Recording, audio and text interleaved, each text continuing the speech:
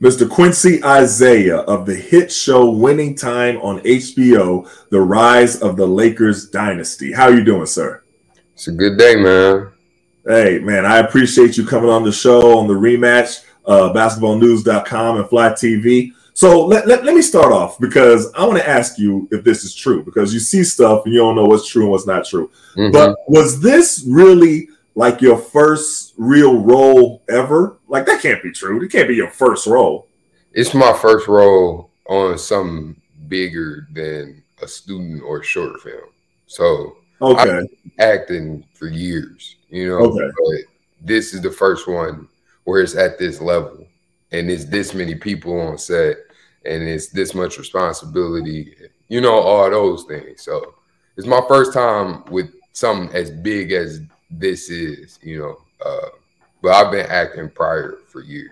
Okay. So how did you walk me through first how you got the role of this being your first big break, like your big show ever, to play Magic Johnson? Like, walk me through that process. Like, what was the audition like?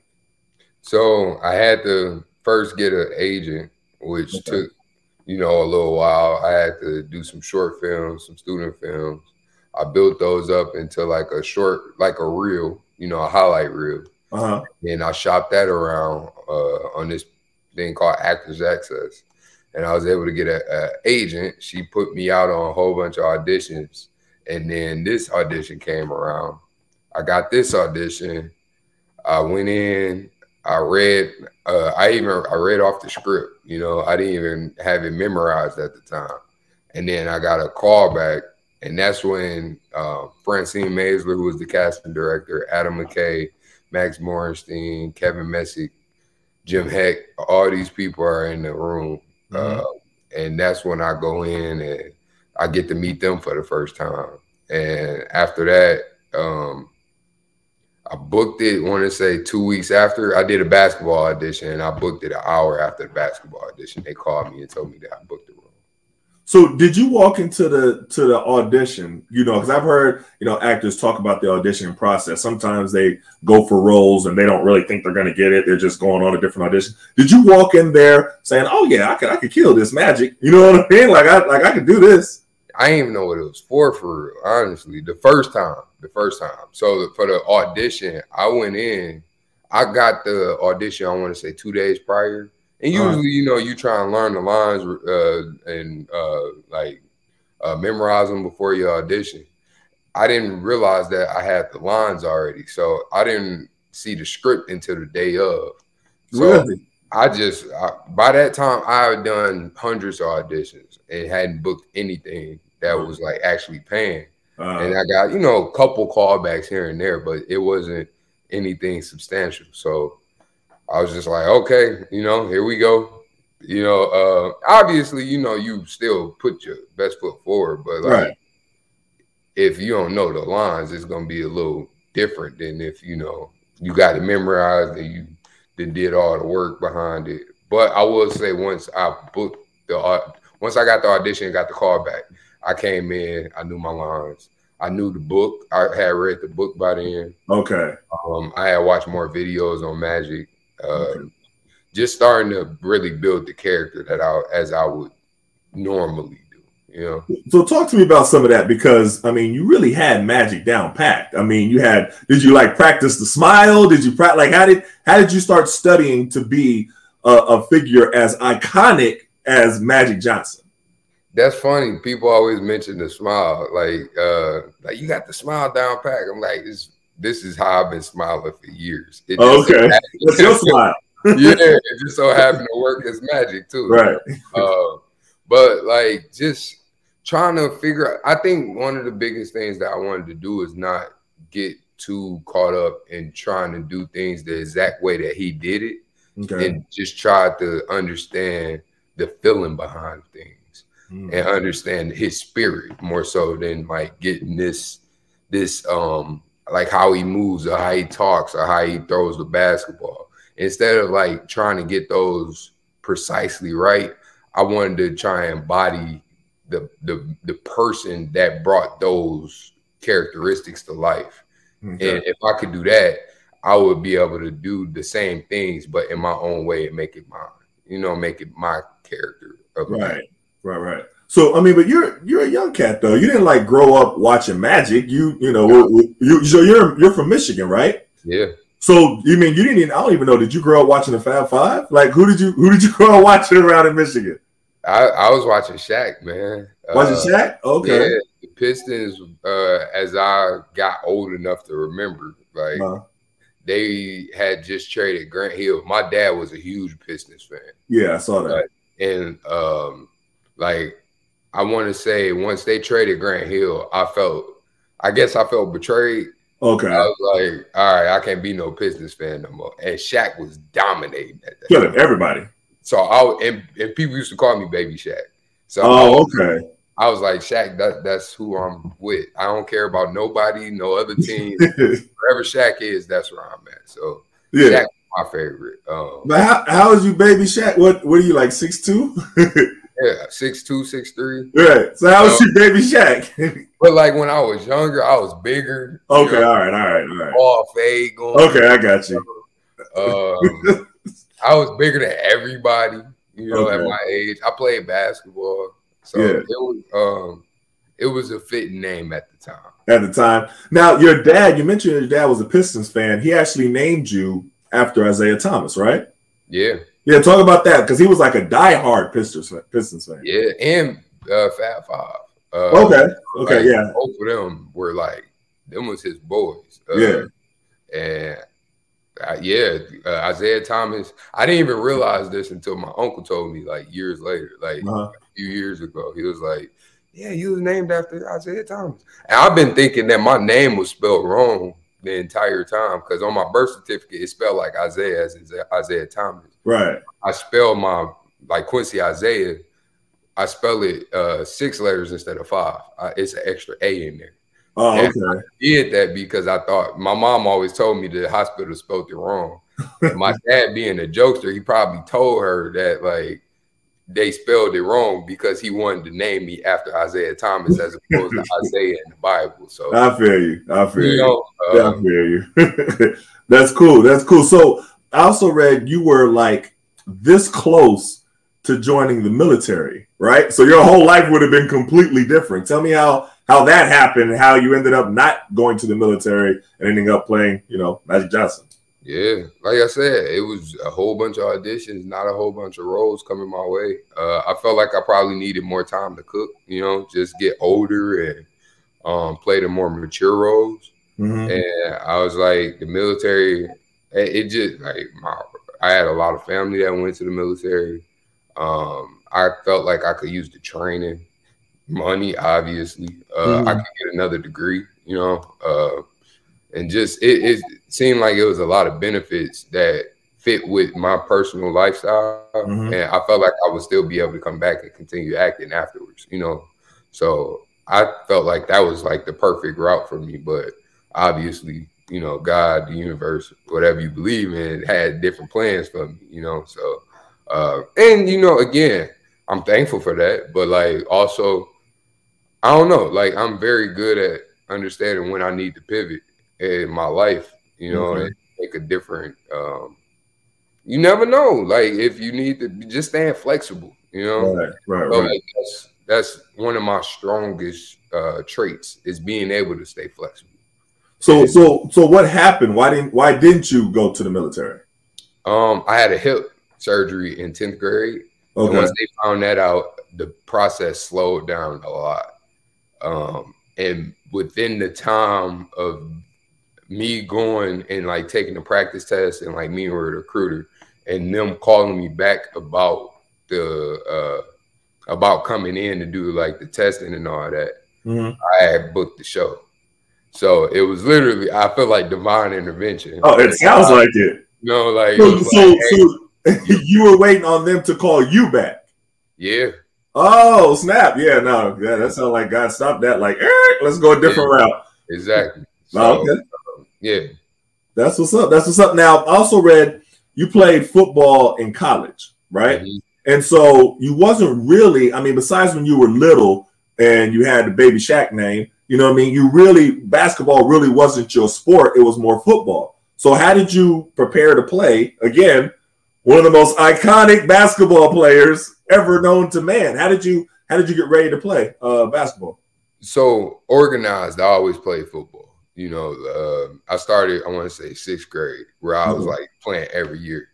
And that's around the time that I stopped playing basketball organized. But since I was like 3, I played at like the Y, you know, in the league. Okay. And then once 6th grade hit, I switched to football because I was doing bad in the math class, and my mom told me I couldn't play basketball anymore. Okay. And so once I stopped playing my 7th grade year, it kind of got hard to get on the team from there. Okay. Okay. But with that, like, I just always played basketball. I remember in the summer we would go to football practice, come home, and then play basketball the rest of the day. Gotcha. Video games until like midnight. You know what I'm saying? Gotcha. So basketball was always the first thing that, like, the first sport that I really loved, and it made it easy once you like, all right, here go a basketball, go get better at it now. So like, we had a coach, Etan Ravine, he helped us out, and just put a lot of work into it, and just like really getting into it, and just getting better, man. It made it, and like, I get to go get better at basketball for a job. Like, that's, it's part, and I don't have to be as good as an NBA player. I just kind of be good, you know. But you already had game, is what you're saying, basically. I had hustle, you know. Yeah, hustle. Okay. All right. It was fair, but like, we had to pick up on some certain skills. Like, I know how to shoot better. I can dribble better now. Okay. Yeah. Now, and Etan is official. You know, I've known him for a long time. He's a trainer, and he's training guys in the league, so he'll definitely get you right. I also heard Rick Fox put you through like a training camp and like try to make you throw up. Like, tell me about that. So that was after I did the audition and the callback. 2 weeks after that, that's when I met with Rick for the first time. Okay. He did the basketball audition, and it was like 2 hours long. The first hour, you know, like, we was, you know, getting into it. He put me through a few drills, and then the second hour we got on, like, they put it on camera for HBO, and I think that's when he kicked it into overdrive and tried to get me to throw up. I didn't know at the time, but he definitely was trying.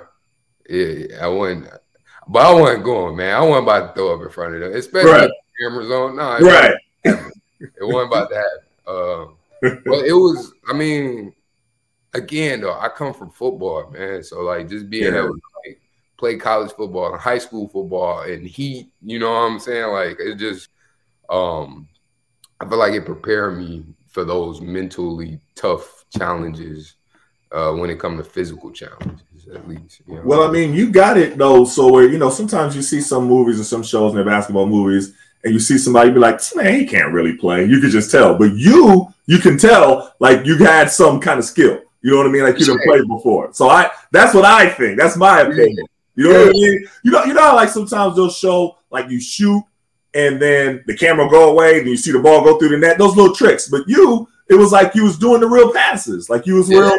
You had a lot of that. And I thought you did a great job myself. That's my personal opinion.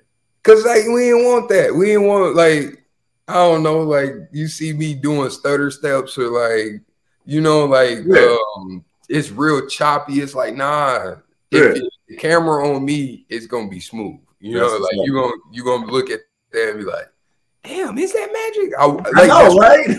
That's what you want. And hearing you say that we got somewhere close to that, that's validation for me. No. You did a good job, both, you know, as far as the acting and the basketball acting as well. And still, and I read this, you know, but you've still never met Magic, right? You've never met him still? That's crazy. And so you really... It feel like I done met him. Just with all the stuff that's out there and just like the interviews, and I don't know. I feel like I know his spirit, you know? Yeah, I know. But I mean, as far as meeting him in person. So I just interviewed Spencer Haywood last week, and he actually told me, you know, he looked directly into the camera and he made a plea for Magic and Kareem to actually watch Winning Time. He said it, he knows that they had some different, grumblings about the show and everything like that for different reasons. But he said it was a great show. He loved it. They should watch it. They're portrayed well. He's especially Kareem. He was like, you're kind of the hero in this, like in the relationship. But I still can't believe that y'all never actually met. Would you like to meet Magic someday and like talk to him and would you like to do that? Yeah, I mean, I'm open to it. Like I guess my thing is just like I don't want to force anything, and I understand that it could be crazy having a show about you. So I'm just like, if it happens, cool. That's a successful black man. Like, of course, like that's I'm always open to that. But it's just like I get why it hasn't happened. I understand it. So I can't put my expectations on anybody. You know what I mean? So why do you think it hasn't happened? I don't know. Okay. I've heard you say a few times. I was reading I think it was GQ magazine and like a few other interviews, and you said that you wanted to remind everyone that some liberties were taking place, were taken with the version of Magic Johnson that you played. And I want to misquote you, but it was something to the effect that this is a fictional portrayal of who he was at age 20, and that you have nothing but respect for Magic. And I've seen a few interviews where you kept saying that. Why did you feel the need to reiterate that so much? Was that like in question, or why did you feel the need to keep saying it? Because like I keep getting asked the question, honestly. Like it's like that's where I come from, so I feel like I got to make sure that at least when people are asking me about Magic and like about what's going on there and why he hasn't watched it, from me and my perspective, I got respect for him, and it might not come off that way. I don't know if like the show, like whatever, however he feels about the show, I want to make sure that my like where I stand doesn't have any fade and like have any. There's no trepidation in understanding where I come from in terms of where I look at him as his position in society. Okay. And again, it just keeps coming up, so that's why that keeps being a thing. Yeah, fair enough. So I thought the show was great. I'm gonna be honest with you. I know Jerry West had an issue with how he was portrayed, but I didn't think it was really, it seemed like he was passionate about the team and passionate about basketball and passionate about winning. That's what I got from him. Yeah, that it seemed like he was a little over passionate, but over passion isn't necessarily a negative thing when you're really passionate about something. That's what I took from it. But what were some of the scenes that were some of your favorite scenes from the show? I have a few that were mine. I'm going to ask you about them. But what were some of your favorite scenes to play? To play, or just your scenes that you were in? That I was in. Yeah, that you was in. Okay. It's a few. I'd say I'll break it down to three because it's only because the only reason why I'm going with these three is because it kind of touches on three different areas of Magic's life. Okay. One was with Jerry West. I felt like that was like him connecting with like the outside NBA world, not his immediate team, but like people that like this NBA world. And like that's where he shows that he wants to win. That shows where he has that killer mentality, where he has this thing that Jerry West isn't so sure about that he has in him. And like just acting alongside Jason Clark was just incredible, So what, you're talking about the scene when they were sitting after they lost to Dr. J the first time? Okay, and they're saying, I'm just placing which one you're talking about, and he's talking to him. Okay, all right, gotcha. Where he's like, where he says, if I would have scored 10 points in 5 more games, I have 5 more rings instead of nightmares. And I feel like you get to the bottom of who Jerry West is in that scene as well. No, him and Magic connects, Right. So it's that one, and then it's another one with me and Solomon, me and Cap, where we do the fight, where come to blows. And that's one of my favorites because it's just like it's like this intensity that's kind of been burning, and like this friction that's been there, and all of a sudden you just see it flips and it explodes, and it felt like it was going in a different place, but it shifts, the energy completely shifts. But that's where their relationship starts getting better, and like they start coming together more as the new leader and the old leader, and figuring out how to work together in order to get where they want to go. Definitely. And you had to challenge him as well. Yeah. So it was like, that was when you were saying, what did you say? You know, we all call you Cap, but you're not leading anything. Like you know, not being a part of us. So we trying to do all that. I thought that was a great scene. Thank you. And that was one of my favorites. Where I just, because you know, I smile a lot on the show. Right. That was one scene where I got to like just give it to him, you know, and like where me and him just acting, you know, and it was just, I remember the feeling, because I love Solomon. Me and Solomon are real cool. And I just remember being able to like feel that anger from him and me, like, and me have that anger towards him, and just feeling how real it felt in that moment. So that was another one. And then the third one is me and Cindy in episode 6, after I've talked to Dr. Bus and we in the locker room, and like she, you know, I throw the pen, and like it's like the breakup scene, but the makeup scene, like where you know we end up fighting, and then that leads to a more intimate scene. A more intimate scene, right? That's a good way to put it. Yeah, I got you.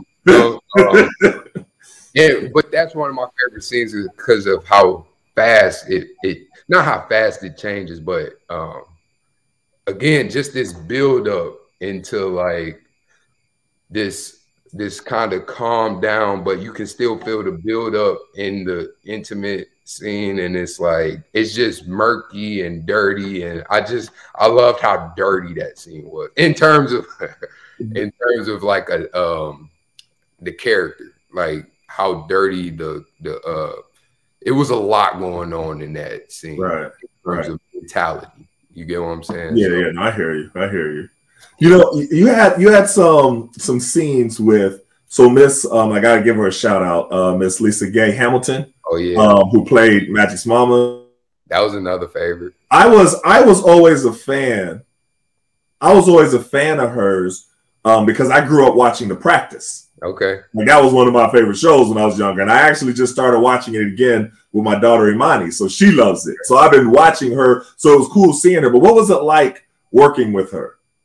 Like, so one of my friends, he actually wanted to become a lawyer because of Steve Harris, who was also on the show. So I just wanted to throw that in there because of the same show. Lisa Gay was incredible. That bathtub scene. Yeah. That was our first time actually meeting. We met that day. Oh wow! And I think being able to not really know her as much, it showed that that withholding love that I think we were going for with her as a mom. And I think me and Rob have working together since the pilot, and like just being in communication since then. I think that showed the juxtaposition between how Magic the character is with his dad versus his mom. And I think we just that relationship is able to be played so well because of that. And she's just really good at just that prideful mom who's not going to give it to you, but she'll tell everybody else. Yeah. You know, she's like, I ain't gonna big your head up, but I'm gonna big up your head while you not here. You know, right. Tell all her friends, everybody, she's gonna brag about you, but just not tell you. And just be the sweetest woman. Like she just like she just looks so sweet when she's doing it. And like, and then as soon as it's me and her one-on-one, she's I don't need no new tub. I like my old tub. Right. So I thought that was great. Being able to play with that and like toe the line, I think is it's executed very well. I definitely agree. Let me ask you about another scene. The scene with you and Devon Nixon, who played his father. Now, I think he did a tremendous job at playing his father. I thought he did and it's always really cool when you see like a son playing their father. You know what I mean? Like when Ice Cube's son played him. You know, I just, for me, I think that's pretty cool. But it was the all-white party when y'all first met, and then y'all playing one-on-one. I thought that was a great scene. Well, talk to me about that scene. Yeah. It's an okay scene. It ain't all that. Nah. Nah, I'm just playing. It was good. I feel like that scene needed to happen in order to show, again, just to show the doubts that, you know, Magic was having as a probably 19 at that time, before he gets drafted, and like, you know, being young and just being like, yo, is this world too big for me right now? Like, do I need to cook a little bit longer? It's kind of the same thing that I was thinking about. Like, am I gonna be able to fit in this Hollywood stuff? Like, am I gonna be able to really make a living in this world? And you know, you have these doubts, but it's about leaning on the people that you trust. And like, and I think him talking to his dad after that scene, and just like, because Norm, he gives it to him. Like, and like, he embarrasses him, you know, in front of everybody. Right. But to come back, I think that shows you what type of man you are. I feel like that shows your character. I think that needed to happen to show Magic. I don't know, just like, this is, if you want to be a professional and you want to win, you got to take some lumps. Right. You know? So I enjoyed that scene just for like the storytelling aspect. I thought it was great. I thought it was a great scene though. But then there was another scene where Magic got the best of the other dude. So it was the scene where they was playing against Cookie's interest or temporary boyfriend or whatever she was, right? And whatever she was. I don't know what she was. But talk about that scene. I thought that was a cold scene, to be honest with you. So that actually happened. That happened just like that? Well, I don't know, just like that. But close enough to like that.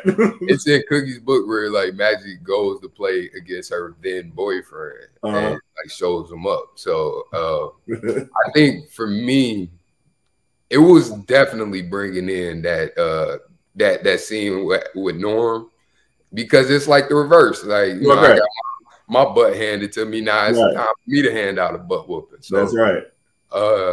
That was probably the funniest scene that I shot. Like, just because it was just like me trash talking. I got to play basketball. You know, like, I got the ball in my hand. I'm shooting threes. I'm blocking jump shots. You know what I mean? Like, it's just fun. And like, I was just ad-libbing throughout that entire thing too. Oh, really? Yeah. It was just, again, they just let me rip on that scene. So I was just like, all right, cool. And I got to be the villain. You know what I mean? Like, for a little bit. So well, that's even more impressive that you was ad-libbing most of that. Yeah. So when I come back and I'm saying to camera, would you just play ball? I had no idea that was gonna make it in there. Like, it was literally just me just walking after, like, you know, we did the scene, and then I looked to the camera because it was there, and I was like, would you just play ball? Like, mocking them. And for them to have, like, and that's why I say the team around me is so good, because the editing, for you to catch that and then put the higher pitch voice on it, and like, you know, like, I'm just like, it looked good, and it made me look good. I'm like, okay. No, it came out great, honestly though.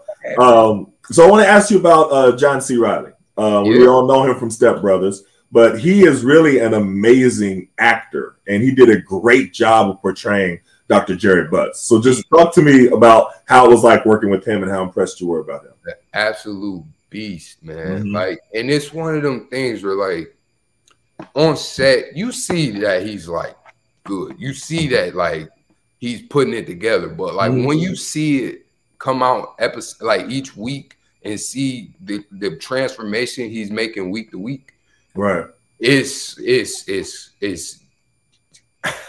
genius level, God level. You know what I mean? Like, I ain't even gonna, like, you know, blow smoke up his ass. But just looking at the performance, I didn't know that was happening at the time. You know, like, I knew he was good, but like, it's like, no, like, this is one of the best, at least in my estimation, I hear you, best performances that I've seen on television. you know, where he's just operating at a different level, you know, and he became Jerry Buss. So I mean, you know, go ahead, my bad. No, I say he did. I agree with you. He became Jerry Buss. So just and then again, being able to see that, like you said, from somebody who's played Step Brothers and did the Kong movie and like Magnolias, the Boogie Nights, all these movies he did, for him to slip into a role like that, I think that's very impressive. And definitely. I look to him as like a guiding light in a way of like how to be professional at this thing that we do, you know, this act is. So right. Yeah. You know, let me ask you this. What is something that you learned about the Lakers or the, you know, people around the Lakers organization at that time that you didn't know before this project? Yeah. Yeah, man, I think just about all the changes and just how mediocre they were. They weren't like great. They had one ring. They lost a lot in the championships. I mean, I knew that they had lost to Boston a lot, but I didn't know it was that much. I didn't know it was that much. Yeah, like I thought it was a few times. It was what, 6 in a row? Yeah, that's a lot. Like, a lot of losses. It's like, bro, like, and then to be able to come back and then start a rivalry with them in the 80s because of the players that both of y'all drafted, and it becomes another thing for the next 10 years. Right. I think, I don't know. And then for after that rivalry kind of burns out, for you to take the Lakers, for the Lakers to go on. So it started off like with Boston at the top. Then it was like Boston and the Lakers like kind of competing for who's at the top as a franchise. And then the Lakers kind of like edged them out in the last 20 years, you know? So it's like, I don't know. It's I didn't realize that just how much it changed in terms of who was the premier franchise in the NBA, you know? Right. Yeah. You know, it just not cracked out, but like, you know, how much drug use was. It was a lot. There's a lot of drug use back in the day. Yeah. Like, how you go play a full game, you know, using drugs and just not being sustained, like fully, I don't know, trained and all that for a game. I don't understand how they were able to do it. So, you know, I was kind of surprised with, you know, and I learned a lot when interviewing Spencer Haywood, but I was surprised at how when the team voted for him not to, you know, to kind of be kicked off the team. I didn't know that it went down kind of like that the team voted. They was like, nah, we don't need for that far. Like, you're in the second game of the finals, and then for them to kick him off there. I don't know. I thought that was kind of tough. Like, what'd you think about that? Yeah, I didn't know, because somebody had asked me, like, did they really vote him out? And I don't know. And then he said it in the podcast that we did. Yeah. And I'm like, oh, so they actually voted you off. Like, the players. Yeah, and he said that he had already played in the finals again. Yeah. Like, so it's like, yo, like, and he said he ain't getting no playoff share that year too. Yeah, he told me that on the interview. I was like, dang, that's messed up. And he couldn't go to the parade. Okay. I was like, dang, that's messed up. Yeah. I mean, it's tough. That's tough, you know, but it's like, it's one of them things where it's like, is it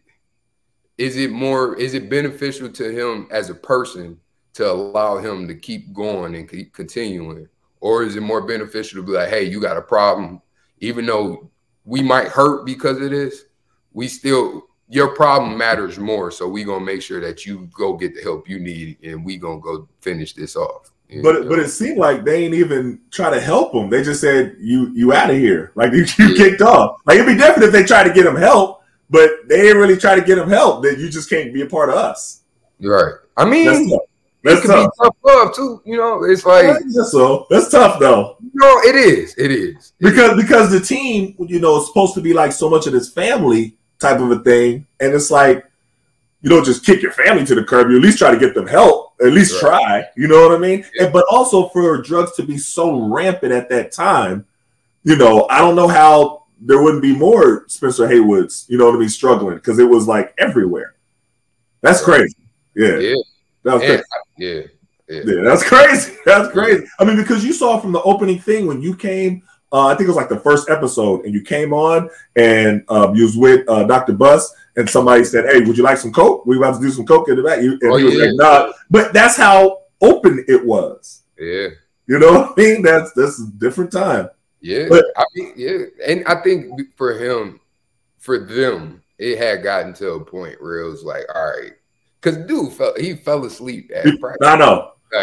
Like they thought he died at the shoot around. Yeah. So it's like, and he said it happened just like that though. That wasn't no exaggeration. Like Michael Cooper thought he died. You know what I mean? Like he was dead. That's crazy. He was asleep like a dead man or something. You know, one part that kind of surprised me, and I didn't know this myself, was the scene where y'all were at the table. This was the beginning. Might have been the first episode. Mm-hmm. And it was with Jack Kent Cooke. Mm-hmm. And just the way that he was saying the racist stuff, you know. Look here, boy. 400,000 is our final offer. We called Magic a thoroughbred, was being all condescending to his dad. I was just like, dang, that's how he was. Like, and then I started reading, and I went back and researched some stuff about him. I was like, oh Lord, he was, you know what I mean? Like, but I didn't know any of that. Did you know who he was, or you know? I honestly, I didn't even know who Jerry Buss was. Honestly. Oh, okay. I knew Jeannie was because her brothers was you know having a tug of war, but like before that, I'm like, okay, Jerry Buss. Like I might have heard the name, but I didn't really know. So I had no idea who Jack Kent Cooke was. You know, like it was just like that honestly, it made sense to me. I'm like, old school, right? Okay, that's right. Right. You know, like this is the 70s, and he's already probably in his 50s, 60s. So it's like he's already old. You know what I'm saying? He's going through a different time. Like I get it. You know, so I wasn't expecting nothing different. Honestly. So let me ask you this: I remember your mom came out to LA with you for a few days in the beginning when you first started shooting, and kind of helped. You know, kind of wanted to make sure everything was all right, and you know, check out everything and stuff like that. What was that like? You know, with your mom, how did she respond to seeing everybody? I know Rodney Barnes. That's my man. Like he's, you know, I mean, I know you're closer too. But how did they make your mom feel comfortable and feel at ease and, you know, everything like that to let her turn you loose basically out to LA? Right. So like she was visiting in spurts, and like I think it was very much like I gotta make sure my baby's fine. I get it. Like that, I'm good, and like all this. And I think I don't know. I want to say at a certain point when she got on set and she got to see like who I was around and just like how good people were. I wanted to say nice, but like it ain't even about them being nice. It's about like just being able to feel their character, you know, and like understand that like I'm in good hands, you know. And I think she was able to see that, and I think that helped put this ease on her. And and Rodney was definitely a part of that. I'm sure. Like being just like a calming presence. Even though, you know, I ain't about to sit here and talk good about Rodney. Y'all always say that. Like Rodney, he all right. Y'all got love for each other. Just say it. You know what I mean? Y'all act like, he all right. He all right. Like Rodney, because he always got something smart to say. Always. That's him. He think he's intelligent. Yeah, that's him. Yeah. That's him. So I can't imagine how, you know, proud your family is of you, you know, and watching you, because you really, you know, crushed the role. So I got to ask you, like, what's next for you? I know your phone got to be ringing off the hook at this point, you know, after that performance. So what's the next project that's lined up for you? It's ringing off the hook, but it ain't nobody calling for jobs. Oh, okay. Not yet? Well, it's coming, though. it's mostly people calling me for jobs, like so they can get a job, you know. But I'm just talking. But yeah, like I just want to do good work, man.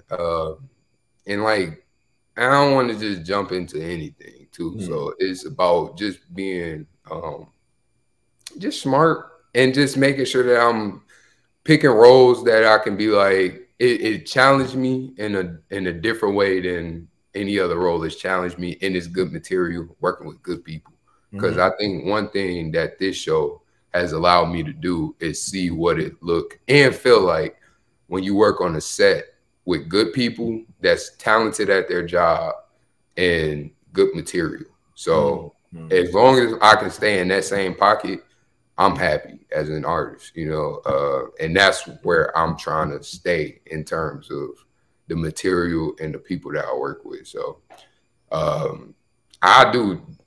ain't gonna say I do anything, but I do just about anything in terms of like a character, you know, just to challenge myself. But I want to make sure that it's good material and it's a good team around me. So got you. Yeah. So, you know, last question, we'll wrap it up here. Winning Time got picked up for a second season. Y'all started shooting yet or not yet? Not yet. Okay. So you don't know what season 2 has in store? Like you haven't seen the script, or is it all secretive, or like, oh, not yet? I've talked to Max and Rodney about like where magic is going, but that's about the extent of what I know. Okay, so you couldn't give us like a sneak peek on what to expect for season 2. The only thing that I feel like I probably could tell you is go check the history books. Oh, I got you. You know what I mean? Like, okay, I got you. If you keep up with the history book or the book Showtime by Jeff Pearlman, you know some tidbits that's coming up. And that's honestly about the extent that I know. Got you. All right. Well, hey, again, you did a great job. You know, I was watching it and thinking that, you know, am I looking at magic? Like, this is like you really, you know, portrayed him well. So kudos to you. Much success in the future. And you'll be playing a whole lot. If your phone ain't ringing off the hook yet, it'll be ringing off the hook very soon. So, you know, I'm going to enjoy watching you in roles, you know, for many years down the line. So much respect to you and keep doing your thing, sir.